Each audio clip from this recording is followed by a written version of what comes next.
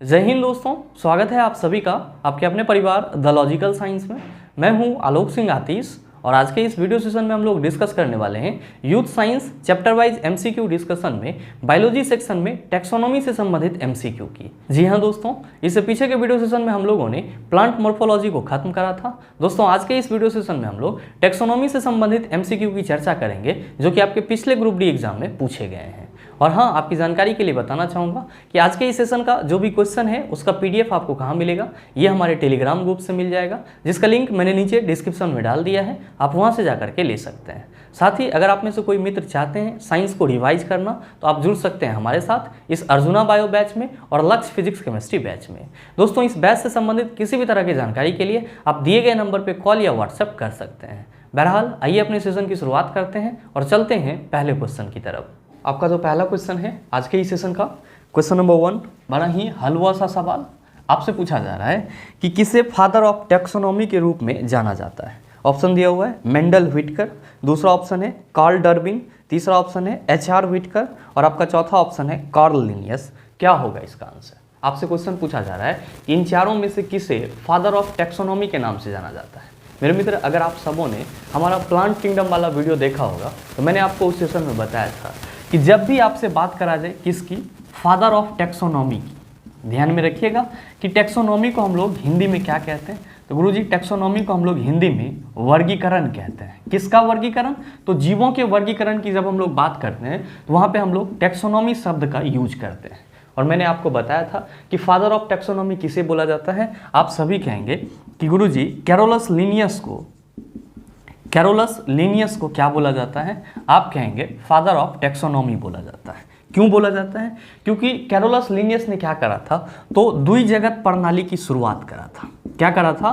द्विजगत प्रणाली की शुरुआत करा था। और जब इन्होंने द्विजगत प्रणाली की शुरुआत करा था तो उसी वक्त जीवों के आधुनिक वर्गीकरण की नींव पड़ गई थी। इसीलिए फादर ऑफ टैक्सोनॉमी के रूप में किसे जाना जाता है? आप कहेंगे कैरोलस लिनियस को जाना जाता है। तो आपसे जो क्वेश्चन पूछा जा रहा है कि किसे फादर ऑफ टैक्सोनॉमी के रूप में जाना जाता है, आप सभी कहेंगे कार्ल लिनियस। और इसीलिए हमारे इस क्वेश्चन का सही आंसर क्या हो जाएगा? ऑप्शन नंबर डी हो जाएगा।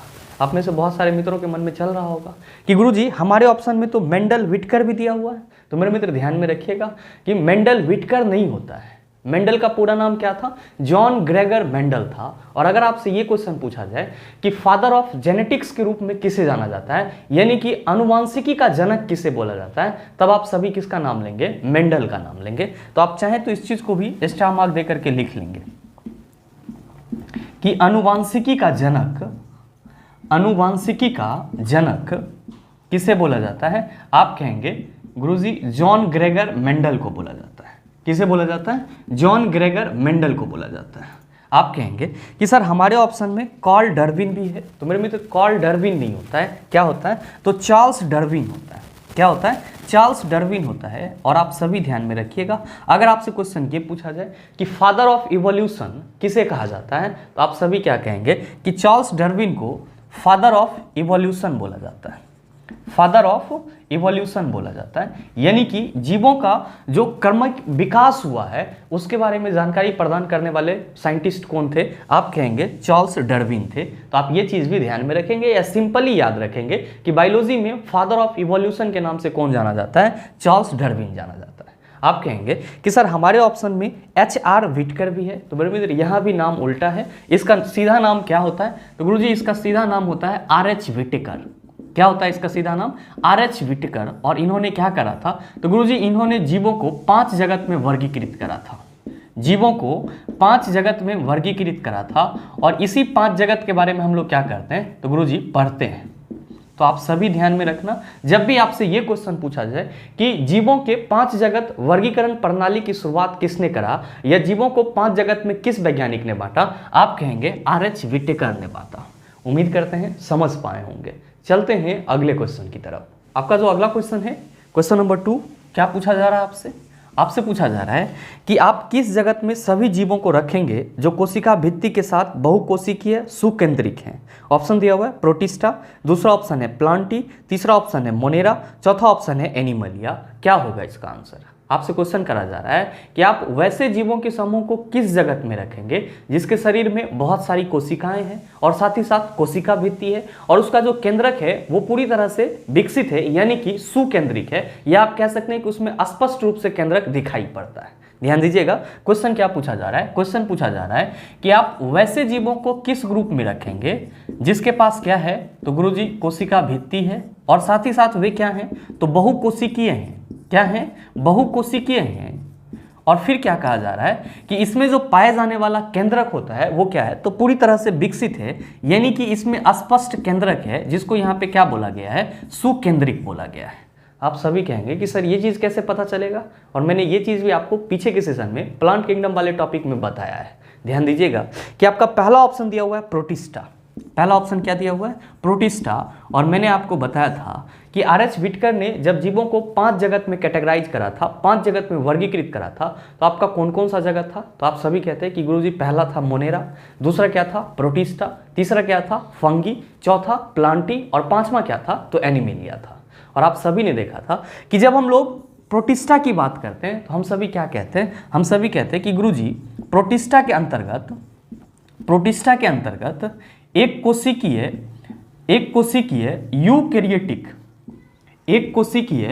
यूकैरियोटिक जीव आते हैं।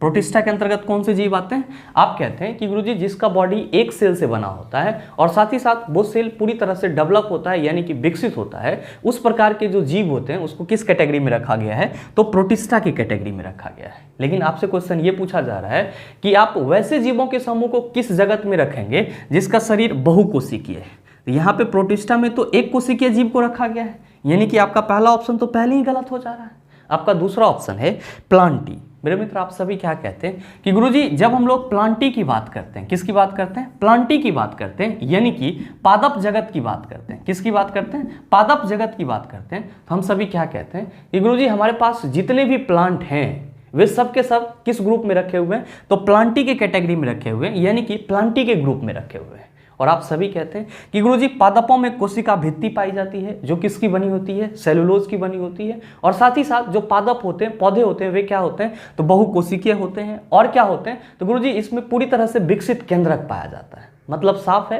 कि आपके क्वेश्चन में जो आपको स्टेटमेंट दिया जा रहा है कि आप वैसे जीवों को किस समूह में रखेंगे जिसका शरीर बहुकोशिकीय है, उसके शरीर में कोशिका भित्ति पाई जाती है और वो क्या है, सुकेंद्रिक है। तो आप सभी कहेंगे कि गुरुजी इन सभी जीवों को हम लोग प्लांटी की कैटेगरी में रखेंगे, यानी कि पादप जगत के कैटेगरी में रखेंगे। तो आपके इस क्वेश्चन का सही आंसर क्या हो जाएगा, आप कहिएगा कि गुरुजी ऑप्शन नंबर बी हो जाएगा। बहुत सारे मित्र सोच रहे होंगे कि सर हमारे ऑप्शन में तो मोनेरा भी दिया हुआ है। तो मेरे मित्र आप सभी ध्यान में रखेंगे और मैंने आपको पीछे के सेशन में बताया भी है कि मोनेरा के अंतर्गत आपका कौन सा जीव आता है। तो आप सभी याद रखना कि मोनेरा के अंतर्गत एक कोशिकीय प्रोकैरियोटिक जीव आते हैं। मोनेरा के अंतर्गत किस प्रकार के जीव आते हैं, आप कहेंगे एक कोशिकीय प्रोकैरियोटिक, यानी कि वैसा जीव जिसका शरीर एक कोशिका से मिलकर बना होता है लेकिन वो कोशिका भी पूरी तरह से विकसित नहीं होता है। उन सभी जीवों को हम लोग किस कैटेगरी में रखते हैं, गुरुजी मोनेरा के कैटेगरी में रखते हैं। जैसे कि आपका बैक्टीरिया हो गया, माइकोप्लाज्म हो गया, साइनोबैक्टीरिया हो गया, ये सब के सब क्या कहलाते हैं, तो गुरुजी मोनेरा कहलाते हैं। आप कहेंगे कि सर हमारे ऑप्शन में एनिमलिया भी दिया हुआ है। तो नो डाउट आप सबों को मालूम है कि जितने भी आप जंतु देखते हैं, जितने भी आप एनिमल्स देखते हैं, उन सभी को किस कैटेगरी में रखा गया है, तो गुरुजी एनिमलिया के कैटेगरी में रखा गया है। उम्मीद करते हैं समझ पाए होंगे। चलते हैं अगले क्वेश्चन की तरफ। आपका जो अगला क्वेश्चन है, क्वेश्चन नंबर 3, बड़ा ही हलवा सा सवाल ये भी आपसे पूछा जा रहा है कि प्राणी वर्गीकरण का पदानुक्रम निम्न में से कौन है। ऑप्शन दिया हुआ है संघ, वर्ग, कुल, गण, प्रजाति, वंश। दूसरा ऑप्शन है संघ, वर्ग, कुल, गण, वंश, प्रजाति। तीसरा ऑप्शन है संघ, वर्ग, गण, कुल, वंश, प्रजाति। चौथा ऑप्शन है संघ, गण, कुल, वर्ग, वंश, प्रजाति। क्या होगा इसका आंसर। मेरे मित्र आप इस क्वेश्चन का जवाब भी आसानी से दे सकते हैं अगर आपने प्लांट किंगडम वाला वीडियो देखा है तो। अगर आप में से कोई भी मित्र प्लांट किंगडम वाला वीडियो नहीं देख पाए हैं तो वीडियो का लिंक नीचे डिस्क्रिप्शन में मिल जाएगा, आप जा करके देख सकते हैं। मेरे मित्र मैंने आप सबों को उस सेशन में बताया था कि जब हम लोग प्लांट या फिर एनिमल के वर्गीकरण स्तर की बात करते हैं तो हम सभी क्या कहते हैं कि गुरुजी प्लांट किंगडम हो या फिर एनिमल किंगडम हो, इन सभी को हम लोग 5 वर्गीकरण स्तर में डिवाइड करते हैं, यानी कि 5 क्लासिफिकेशन लेवल में डिवाइड करते हैं। हम सभी क्या कहते हैं कि गुरुजी अगर हम लोग प्लांट किंगडम की बात करते हैं, इसके लिए हम लोग किस चीज़ का यूज़ करते हैं? तो हम सभी कहते हैं कि गुरुजी प्लांट किंगडम के लिए हम लोग डिवीजन का यूज़ करते हैं। किसका यूज़ करते हैं? डिवीजन का यूज़ करते हैं। और जब हम लोग एनिमल किंगडम की बात करते हैं तो हम लोग क्या कहते हैं कि गुरुजी इसके लिए फाइलम का यूज़ करते हैं। और मैंने आपको पीछे के सेशन में बताया था कि जब हम लोग प्लांट या एनिमल के किंगडम की बात कर लेते हैं, किंगडम की बात कर लेते हैं यानी कि जगत की बात कर लेते हैं, तो प्लांट के लिए आपका क्या आता है? आप कहते हैं कि गुरुजी डिवीजन आता है। क्या आता है? डिवीजन आता है। जबकि एनिमल के लिए क्या आता है? तो गुरुजी फाइलम आता है। चूंकि आपके क्वेश्चन में किसकी बात की जा रही है? तो सर प्राणी की बात की जा रही है। तो प्राणी का मतलब क्या हुआ? जंतु हो गया। प्राणी का मतलब क्या हुआ? जंतु हो गया। इसीलिए हम लोग यहाँ पे किसका वर्गीकरण स्तर देखेंगे? जंतु का वर्गीकरण स्तर देखेंगे। आप सभी क्या कहेंगे कि गुरुजी अगर हम जंतु के वर्गीकरण स्तर की बात करेंगे तो पहले कौन आएगा? एनिमल किंगडम आएगा। पहले कौन आएगा? जंतु जगत आएगा। फिर क्या आएगा? तो सर जितने भी जंतु जगत में जीव हैं उन सभी को हम लोग अलग अलग फाइलम में डिवाइड कर देते हैं। और फाइलम को हम लोग हिंदी में क्या कहते हैं? संघ कहते हैं। क्या कहते हैं? संघ कहते हैं। और संघ के बाद आपका क्या आता है? आप कहते हैं कि गुरुजी वर्ग आता है। और साथ ही वर्ग के बाद क्या आता है? आप कहते हैं गण आता है। गण के बाद क्या आता है? आप कहते हैं कि गुरुजी कुल आता है। कुल के बाद क्या आता है? वंश आता है। और वंश के बाद क्या आता है? तो गुरुजी प्रजाति आता है। क्या आता है? प्रजाति आता है। और यही क्या है आपका? तो जितने भी जंतु जगत में जीव हैं उन सभी के वर्गीकरण का स्तर है। आप क्या देख रहे हैं कि आपने एनिमल किंगडम को पहले फाइलम में डिवाइड कर दिया, जिसको हम लोग हिंदी में क्या कहते हैं? संघ कहते हैं। फिर इसको आपने क्या करा? तो गुरुजी अलग अलग क्लास में डिवाइड कर दिया, जिसको हम लोग क्या कहते हैं? वर्ग कहते हैं। फिर आपने क्या करा? तो गुरुजी इसको अलग अलग ऑर्डर में डिवाइड कर दिया, जिसको हम लोग क्या कहते हैं? गण कहते हैं। फिर आपने कुल यानी कि उसके फैमिली में डिवाइड कर दिया। ध्यान में रखिएगा कि हम लोग कुल को इंग्लिश में क्या कहते हैं? फैमिली कहते हैं। फिर क्या आ जाता है? तो गुरुजी उसका वंश आ जाता है यानी कि उसका जीनस आ जाता है। और फिर क्या आ जाता है? तो आप सभी कहते हैं कि गुरुजी स्पेसीज आ जाता है यानी कि प्रजाति आ जाता है। और मैंने आपको ये बताया था कि आपको इस क्रम को ऐसे ही याद रखना है। पहले क्या आएगा? संघ, फिर वर्ग, फिर गण, फिर कुल, फिर वंश, फिर प्रजाति। आपसे क्वेश्चन क्या पूछा जा रहा है? क्वेश्चन पूछा जा रहा है कि प्राणी वर्गीकरण का पदानुक्रम निम्न में से कौन है? आप सभी क्या कहेंगे? गुरुजी अगर ऑप्शन पे हम नजर दौड़ाएंगे तो हमारे तीसरे ऑप्शन में क्या दिया हुआ है? तो पहले संघ दिया हुआ है, फिर वर्ग दिया हुआ है, फिर गण दिया हुआ है, फिर कुल दिया हुआ है, फिर वंश दिया हुआ है और फिर प्रजाति दिया हुआ है। और अब हम कह सकते हैं कि हमारे इस क्वेश्चन का सही आंसर क्या हो जाएगा? आप कहेंगे ऑप्शन नंबर सी हो जाएगा। मेरे मित्र ध्यान दीजिएगा, अगर यहाँ पे यही क्वेश्चन आपसे पादप जगत करके पूछा जाता तो आप सभी क्या कहते कि गुरुजी प्लांट किंगडम तो होगा ही होगा। प्लांट किंगडम को हम क्या करेंगे? तो गुरुजी डिवीजन में डिवाइड करेंगे। क्या करेंगे? डिवीजन में डिवाइड करेंगे। और डिवीजन के बाद क्या आ जाएगा? आप कहेंगे कि गुरुजी डिवीजन के बाद क्लास आ जाएगा, फिर क्या आएगा? ऑर्डर आ जाएगा, फिर फैमिली, फिर जीनस और फिर आपका क्या आ जाएगा? स्पेसीज आ जाएगा। लेकिन जंतु की बात की जाएगी तो हम लोग क्या रखेंगे? किंगडम के बाद फाइलम रखेंगे। और जब प्लांट की बात की जाएगी तो हम लोग किंगडम के बाद क्या रखेंगे? डिवीजन रखेंगे। ये दो चीज भी आप ध्यान में रखिएगा। उम्मीद करते हैं समझ पाए होंगे। चलते हैं अगले क्वेश्चन की तरफ। आपका जो अगला क्वेश्चन है, क्वेश्चन नंबर 4, क्या पूछा जा रहा है आपसे? आपसे पूछा जा रहा है कि आप उस जीव को किस जगत में रखेंगे जो एक कोशिकीय यूकेरियोटिक या सुकेंद्रकी और प्रकाश संश्लेषक है? ऑप्शन दिया हुआ है कवक, दूसरा ऑप्शन है मोनेरा, तीसरा ऑप्शन है प्रोटिस्टा, चौथा ऑप्शन है प्लांटी। क्या होगा इसका आंसर? आपसे क्वेश्चन करा जा रहा है कि आप वैसे जीवों को किस जगत में रखेंगे जिसका शरीर एक कोशिका से मिलकर बना हुआ है और वो एक कोशिका पूरी तरह से विकसित है, यानी कि हम लोग उसको यूकेरियोटिक बोल सकते हैं। और साथ ही साथ उसमें क्या होता है? प्रकाश संश्लेषण की प्रक्रिया होती है। और फिर कहा जा रहा है कि ये सुकेंद्रक भी होते हैं, यानी कि इसमें स्पष्ट रूप से केंद्रक पाए जाते हैं। अब कहेंगे कि सर मसला तो यहाँ पे गड़बड़ लग रहा है, क्योंकि यहाँ पे चर्चा किसकी की जा रही है? तो चर्चा की जा रही है यूकेरियोटिक कोशिका की। किसकी चर्चा की जा रही है? यूकेरियोटिक कोशिका की। फिर कहा जा रहा है कि ये प्रकाश संश्लेषक भी होता है, ये प्रकाश संश्लेषक भी होता है। और साथ ही साथ फिर क्या कहा जा रहा है? तो ये क्या होते हैं? एक कोशिकीय होते हैं। क्या होते हैं? एक कोशिकीय होते हैं। अब आप सभी कंफ्यूज कर रहे होंगे कि गुरुजी प्रकाश संश्लेषण की प्रक्रिया तो सामान्यतः प्लांट में होती है, लेकिन उसका शरीर तो बहुकोशिकीय होता है। लेकिन क्वेश्चन तो हमसे एक कोशिकीय करके पूछा जा रहा है। तो मेरे मित्र आप सभी ध्यान में रखेंगे, यहाँ पे क्या लिखा गया है कि एक कोशिकीय यूकेरियोटिक। तो जैसे ही आपके क्वेश्चन में या कहीं पे भी एक कोशिकीय यूकेरियोटिक की बात की जाएगी, आप किसका उदाहरण समझेंगे? आप प्रोटिस्टा का उदाहरण समझेंगे। किसका उदाहरण समझेंगे? प्रोटिस्टा का उदाहरण समझेंगे। और नो डाउट आप सबों ने पीछे के क्वेश्चन में भी देखा है कि प्रोटिस्टा वर्ग के अंतर्गत वैसे जंतु आते हैं जिसका शरीर एक कोशिका से मिलकर बना होता है, लेकिन इसकी जो शरीर की कोशिका होती है वो पूरी तरह से क्या होती है? विकसित होती है।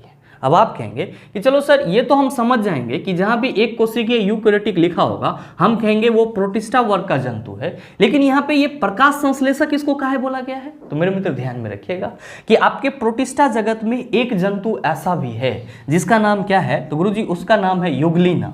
क्या है? यूग्लिना। और ये जो आपका यूग्लिना है ये जंतु के तरह भी बिहेव करता है और प्लांट के तरह भी बिहेव करता है। यानी कि अगर इस यूग्लिना को सनलाइट मिलता है, यानी कि सूर्य का प्रकाश मिलता है, तो ये अपना भोजन खुद तैयार कर लेता है। किस प्रक्रिया के थ्रू? तो गुरुजी प्रकाश संश्लेषण की प्रक्रिया के थ्रू। और इसीलिए आपके क्वेश्चन में क्या दिया गया है? प्रकाश संश्लेषक भी दिया गया है। तो आप सभी ध्यान में रखेंगे कि प्रोटिस्टा कैटेगरी का जो एक जंतु यूग्लिना है वो आपका जंतु और पादप जगत दोनों के बीच में होता है। जब इसको सनलाइट मिलता है तो ये क्या करता है? प्रकाश संश्लेषण से अपना भोजन खुद तैयार कर लेता है। और जब इसको सनलाइट नहीं मिल पाता है तो ये क्या होता है? तो गुरुजी दूसरे पे डिपेंड होते हैं अपने भोजन के लिए। तो आपसे जो क्वेश्चन करा जा रहा है कि आप उस जीव को किस जगत में रखेंगे जो एक कोशिकीय यूकैरियोटिक या सुकेंद्रकी और प्रकाश संश्लेषक होते हैं, तो आप सभी कहेंगे कि गुरुजी उसको हम लोग प्रोटिस्टा के कैटेगरी में रखेंगे। तो आपके इस क्वेश्चन का सही आंसर क्या हो जाएगा? आप कहिएगा कि गुरुजी ऑप्शन नंबर सी हो जाएगा। साथ ही आप सभी कहेंगे कि सर हमारे ऑप्शन में तो कवक भी दिया हुआ है। तो मेरे मित्र ध्यान में रखेंगे कि जब हम लोग कवक की बात करते हैं तो इसी को हम लोग इंग्लिश में क्या कहते हैं? फंगी कहते हैं। और इस वर्ग के अंतर्गत आपका किस प्रकार का जंतु आता है या किस प्रकार का जीव आता है? आप सभी याद रखना कि इसके अंतर्गत बहुकोशिकीय यूकैरियोटिक जीव आते हैं। बहुकोशिकीय यूकैरियोटिक जीव आते हैं। और साथ ही साथ आप सभी ध्यान में रखेंगे कि कवक की जो कोशिका भित्ति होती है, कवक की जो कोशिका भित्ति होती है ये किससे बनी होती है? तो आप कहेंगे काइटिन नामक पदार्थ से बनी होती है। किससे बनी होती है? काइटिन नामक पदार्थ से बनी होती है। और साथ ही कवक का जो पोषण होता है वो क्या होता है? तो गुरुजी ये साधारणतः मृत जीवी होते हैं, या आप कह सकते हैं कि मृतोपजीवी होते हैं। यानी कि ये अपना जो पोषण है वो सड़े गले पदार्थों से या वैसे जीवों से प्राप्त करता है जो क्या हो चुका है? तो सर मृत हो चुका है। और एज अ एग्जाम्पल आप सभी जानते होंगे कि जो आपका ईस्ट है, पेंसिलियम है, या फिर जो मशरूम है, ये सब के सब क्या कहलाते हैं? आप कहेंगे कि गुरुजी कवक कहलाते हैं, यानी कि फंगी कहलाते हैं। साथ ही आप सभी कहेंगे कि गुरुजी हमारे अगले ऑप्शन में मोनेरा दिया हुआ है। तो मेरे मित्र कहने की कोई जरूरत नहीं है, आप सभी समझ पा रहे होंगे कि मोनेरा के अंतर्गत आपका किस प्रकार का जीव आएगा। आप कहेंगे कि गुरुजी वैसा एक कोशिकीय जीव जिसका शरीर पूरी तरह से विकसित नहीं होता है, यानी कि जिसकी शरीर की कोशिकाएं पूरी तरह से विकसित नहीं होता है, वे किसके अंतर्गत आते हैं? मोनेरा के अंतर्गत आते हैं। मतलब साफ है कि जितने भी एक कोशिकीय प्रोकैरियोटिक जीव हैं वे सब के सब कहां पे आएंगे? तो सर मोनेरा में आएंगे। आप कहेंगे कि सर हमारे ऑप्शन में प्लांटी भी दिया हुआ है। तो कहने की कोई जरूरत नहीं है, आप सभी समझ रहे होंगे कि जितने भी पादप हैं वे सब के सब किसके अंतर्गत आते हैं? प्लांटी के अंतर्गत आते हैं। और ये पूर्ण रूप से क्या होते हैं? स्वपोषी होते हैं। यानी कि इसमें जो भोजन बनाने की प्रक्रिया होती है वो क्या होती है? प्रकाश संश्लेषण होती है। और इन सभी प्लांट में क्या होते हैं? तो गुरुजी जो इसका सेल होता है वो पूरी तरह से डेवलप होता है। यानी कि हम कह सकते हैं कि प्लांट वर्ग में जितने भी पौधे हैं उन सभी की कोशिका पूरी तरह से विकसित होती है। सबके सब बहुकोशिकीय होते हैं और सबके सब पूर्ण रूपेण क्या होते हैं? स्वपोषी होते हैं, यानी कि अपना भोजन खुद बना लेते हैं। उम्मीद करते हैं समझ पाए होंगे। चलते हैं अगले क्वेश्चन की तरफ। आपका जो अगला क्वेश्चन है, क्वेश्चन नंबर 5, क्या पूछा जा रहा है आपसे? आपसे पूछा जा रहा है कि विटेकर के वर्गीकरण के अनुसार डैश समूह में शामिल जीवों में पूर्णतः विकसित नाभिक नहीं पाया जाता है। ऑप्शन दिया हुआ है कवक, दूसरा ऑप्शन है प्रोटिस्टा, तीसरा ऑप्शन है प्लांटी, चौथा ऑप्शन है मोनेरा। क्या होगा इसका आंसर? आपसे क्वेश्चन करा जा रहा है कि विटेकर ने जो जीवों को 5 जगत में वर्गीकृत किया था उसमें से कौन सा ऐसा जगत है जिसके शरीर में पूर्णतः विकसित नाभिक नहीं पाए जाते हैं। मेरे मित्र ध्यान में रखिएगा कि यहाँ पे जो नाभिक की बात की जा रही है एक्चुअली में आप इसको क्या समझेंगे? तो गुरुजी इसको हम लोग केंद्रक समझेंगे। क्या समझेंगे? केंद्रक समझेंगे। तब आप ये कह सकते हैं कि सर अब हमसे क्वेश्चन ये पूछा जा रहा है कि जो विटेकर का 5 जगत प्रणाली था उसमें से कौन से वर्ग का जो जंतु है उसके शरीर में पूर्णतः विकसित केंद्रक नहीं पाया जाता है। मैंने आपको ये चीज़ कई बार बताया है कि जब भी हम लोग यूकैरियोटिक कोशिका की बात करते हैं तो हम क्या कहते हैं कि गुरुजी इसमें जो केंद्रक होता है वो पूरी तरह से विकसित होता है। और जब हम लोग प्रोकैरियोटिक कोशिका की बात करते हैं तो हम लोग क्या कहते हैं कि गुरुजी इसमें केंद्रक पूरी तरह से विकसित नहीं होता है। और आप सभी ने देखा था कि जो व्हिटेकर का 5 जगत था उसमें आपका कौन कौन सा आ जाता है। तो गुरुजी पहला मोनेरा आ जाता है, दूसरा आपका प्रोटिस्टा आ जाता है, फिर क्या आता है तो गुरुजी फंगी आता है, और फिर क्या आता है तो प्लांटी आ जाता है, और फिर एनिमिलिया आ जाता है। और नो डाउट आप सभी क्या कहते हैं कि गुरुजी मोनेरा वर्ग के जो जंतु होते हैं इसका शरीर क्या होता है तो एक कोशिकीय, क्या होता है एक कोशिकीय प्रोकैरियोटिक होते हैं, एक कोशिकीय प्रोकैरियोटिक होते हैं। ध्यान में रखिएगा यहाँ पे हम किसकी बात कर रहे हैं, प्रोकैरियोटिक की बात कर रहे हैं। तो जाहिर सी बात है आप सभी कहेंगे कि गुरुजी इसमें जो केंद्रक होगा, इसमें जो केंद्रक होगा वो विकसित नहीं होगा, इसमें जो केंद्रक होगा वो विकसित नहीं होगा, यानी कि मोनेरा वर्ग के जितने भी जंतु होंगे आपके क्वेश्चन के अनुसार उसमें पूर्णतः विकसित नाभिक नहीं पाया जाएगा। तो आपसे जो क्वेश्चन पूछा जा रहा है उसका सही आंसर क्या हो जाएगा, आप सभी कहेंगे कि गुरुजी ऑप्शन नंबर डी हो जाएगा। साथ ही आप सभी ध्यान में रखना कि मोनेरा को छोड़ करके बाकी जो आपका प्रोटिस्टा है, फंगी है, प्लांटी है और एनिमेलिया है, इन सभी में क्या होते हैं तो गुरुजी इन सभी में केंद्रक पाए जाते हैं जो कि क्या होते हैं विकसित होते हैं। उम्मीद करते हैं समझ पाए होंगे। चलते हैं अगले क्वेश्चन की तरफ। आपका जो अगला क्वेश्चन है क्वेश्चन नंबर 6, क्या पूछा जा रहा है आपसे, आपसे पूछा जा रहा है कि व्हिटेकर द्वारा प्रतिपादित 5 किंगडम क्लासिफिकेशन में निम्न में से कौन सा समूह शामिल नहीं है। बताइए नहीं बनेगा ये क्वेश्चन, आसानी से बन जाएगा। आप सभी से पूछा जा रहा है कि व्हिटेकर ने जो 5 किंगडम क्लासिफिकेशन को प्रतिपादित किया था उसमें से आपके इस चारों ऑप्शन में से कौन सा समूह शामिल नहीं है। आप सभी क्या कहेंगे कि गुरुजी 1969 में जो आर.एच. व्हिटेकर ने जंतुओं के लिए 5 जगत का प्रतिपादन करा था, उसमें 5 जगत आपका कौन कौन सा था तो आप सभी कहते हैं मोनेरा, प्रोटिस्टा, फंगी, प्लांटी और एनिमेलिया। लेकिन आपके ऑप्शन में एक ऑप्शन क्या दिया हुआ है प्रोटोजोआ, जो कि आर.एच. व्हिटेकर के 5 जगत प्रणाली में शामिल नहीं था, और क्वेश्चन भी आपसे यही पूछा जा रहा है। तो अब आप बताइए कि आपके इस क्वेश्चन का सही आंसर क्या हो जाएगा। आप सभी कहेंगे कि गुरुजी ऑप्शन नंबर डी हो जाएगा। उम्मीद करते हैं समझ पाए होंगे। चलते हैं अगले क्वेश्चन की तरफ। आपका जो अगला क्वेश्चन है क्वेश्चन नंबर 7, बड़ा ही आसान सा सवाल आपसे पूछा जा रहा है कि 5 जगत प्रणाली में वर्गीकरण का मुख्य आधार डैश होता है। ऑप्शन दिया हुआ है पोषण, दूसरा ऑप्शन है श्वसन, तीसरा ऑप्शन है उत्सर्जन, चौथा ऑप्शन है संचलन। क्या होगा इसका आंसर। आपसे क्वेश्चन करा जा रहा है कि आर.एच. व्हिटेकर ने जो जीवों को 5 जगत में डिवाइड करा है उसमें वर्गीकरण का मुख्य आधार क्या है। तो मेरे मित्र ये चीज़ भी मैंने आपको पीछे के सेशन में बताया है। मैंने आपको क्या बताया था कि मोनेरा वर्ग के जो जंतु होते हैं, मोनेरा वर्ग के जो जंतु होते हैं एक्चुअली इसमें जो पोषण का तरीका होता है वो क्या होता है तो आप कहते हैं कि गुरुजी ये स्वपोषी होता है। क्या होता है स्वपोषी होता है या फिर विषमपोषी होता है। क्या होता है विषमपोषी होता है या फिर रसायन संश्लेषी होता है। जैसे जीवाणु वगैरह क्या है तो गुरुजी ये कहीं पे भी पनप जाता है, तो हम लोग क्या कहते हैं कि मोनेरा वर्ग के जो भी जंतु होते हैं वो या तो स्वपोषी होते हैं या फिर विषमपोषी होते हैं या फिर रसायन संश्लेषी होते हैं। ठीक इसी तरह जब हम लोग प्रोटिस्टा वर्ग के जंतु की बात करते हैं तो हम लोग क्या कहते हैं कि गुरुजी इसमें से कुछ जंतु ऐसे होते हैं जो प्रकाश संश्लेषी होते हैं, जैसे कि आपका युग्लिना हो गया। और इसी तरह से जब हम लोग फंगी वर्ग के जंतु की बात करते हैं तो हम लोग कहते हैं कि गुरुजी ये जनरली सड़े गले पदार्थों पे उगते रहता है या पनपते रहता है, और इसीलिए हम लोग कहते हैं कि फंगी वर्ग के जो जंतु होते हैं ये खास करके क्या होते हैं मृतोपजीवी होते हैं, यानी कि अपना पोषण ये मृत जीव जंतुओं से ग्रहण करते हैं। और साथ ही जब हम लोग प्लांटी की बात करते हैं तो क्या कहते हैं तो हम सभी कहते हैं कि गुरुजी ये पूर्ण रूपेण स्वपोषी होते हैं।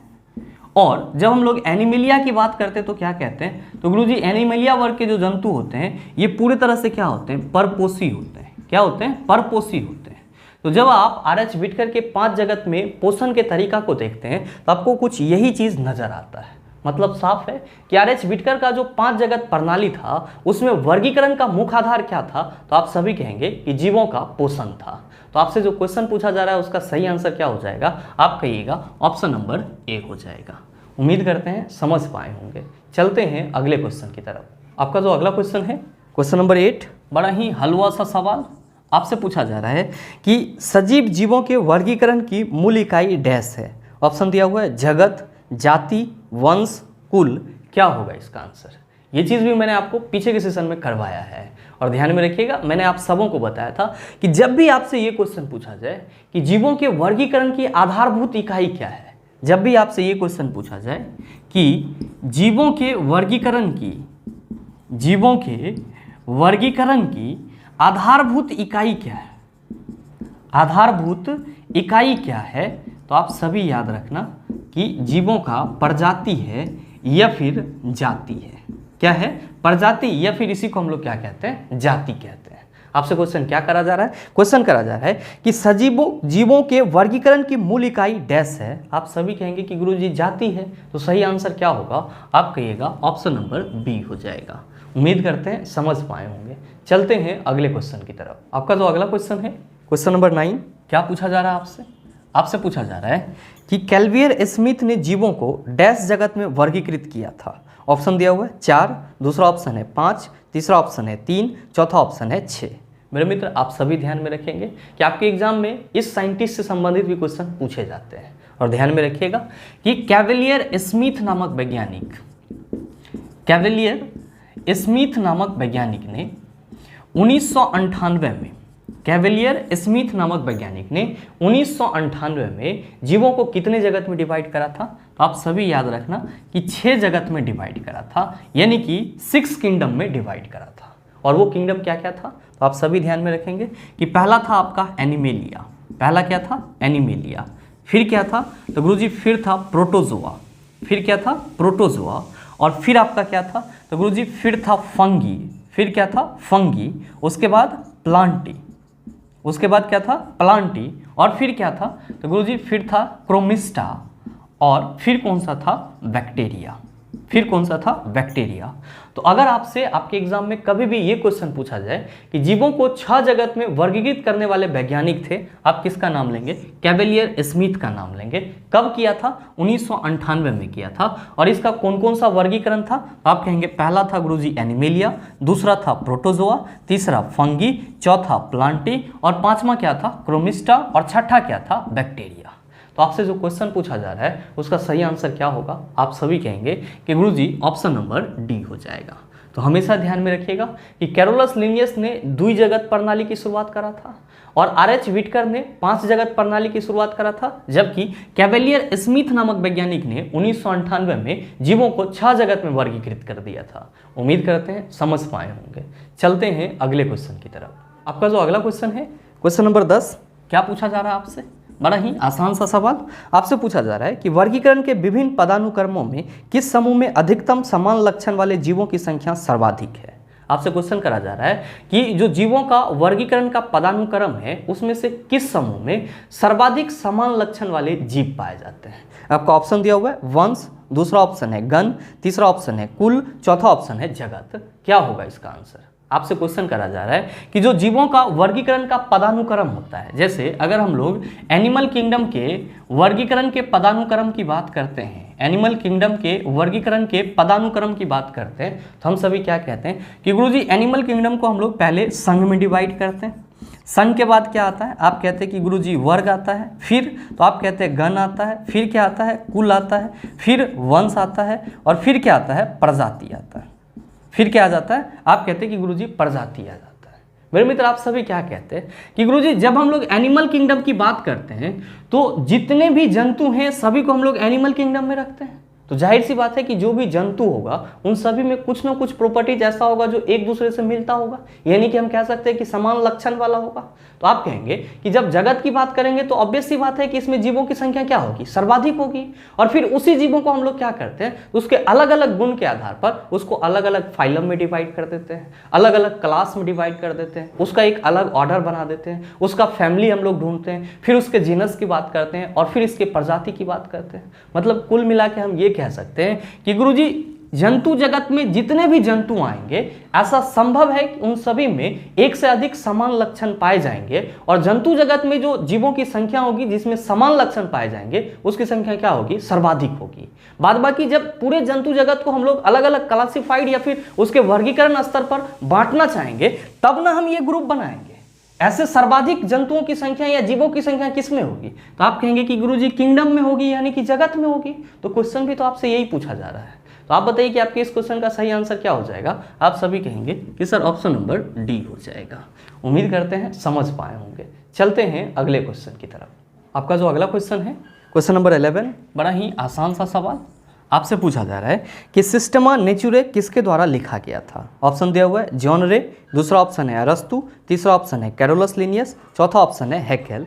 क्या होगा इसका आंसर? आपसे क्वेश्चन करा जा रहा है कि बायोलॉजी में जो हम लोग एक बुक पढ़ते हैं जिसको क्या कहते हैं, सिस्टमा नेचुरे कहते हैं, ये किस वैज्ञानिक के द्वारा लिखा गया था? तो आप सभी ध्यान में रखेंगे कि सिस्टमा नेचुरे में ही कैरोलस लिनियस ने क्या करा था, तो जीवों को 2 जगत में डिवाइड कर दिया था। और वो आपका जगत कौन सा था? तो गुरुजी एक था प्लांट किंगडम और दूसरा क्या था आपका, एनिमल किंगडम। तो आप सभी क्या कहेंगे कि गुरुजी ये जो सिस्टमा नेचुरा नामक बुक है इसको कौन से वैज्ञानिक ने लिखा है? तो कैरोलस लिनियस नामक वैज्ञानिक ने लिखा है। किसने लिखा है? कैरोलस लिनियस नामक वैज्ञानिक ने लिखा है। साथ ही ध्यान में रखिएगा, जेनेरा प्लांटेरम, जेनेरा प्लांटेरम ये भी किसका बुक है? तो कैरोलस लिनियस का ही है। और क्लासेस प्लांटेरम, क्लासेस प्लांटेरम ये भी किसका बुक है? तो आप कहेंगे लिनियस का ही बुक है। तो आप ये तीनों ही बुक का नाम याद रखेंगे जो किसके द्वारा लिखा गया है? तो गुरुजी कैरोलस लिनियस के द्वारा लिखा गया है। तो आपसे जो क्वेश्चन पूछा जा रहा है उसका सही आंसर क्या हो जाएगा? आप सभी कहेंगे कि सर ऑप्शन नंबर सी हो जाएगा। साथ ही आप सभी ध्यान में रखिएगा, अगर आपसे क्वेश्चन ये पूछा जाए कि हिस्टोरिया एनिमेलियम, हिस्टोरिया एनिमेलियम नामक बुक किसने लिखा? आप कहेंगे अरस्तु ने लिखा। किसने लिखा? अरस्तु ने लिखा। और साथ ही साथ ध्यान में रखिएगा, अगर आपसे क्वेश्चन ये पूछा जाए कि हिस्टोरिया प्लांटेरम नामक बुक किसने लिखा? हिस्टोरिया प्लांटेरम नामक बुक किसने लिखा? तो आप सभी क्या कहेंगे कि गुरुजी थियोफ्रेस्टस नामक वैज्ञानिक ने लिखा। किसने लिखा? थियोफ्रेस्टस नामक वैज्ञानिक ने लिखा। तो आप ये सारे बुक और उसके वैज्ञानिक का नाम याद रखेंगे। क्या?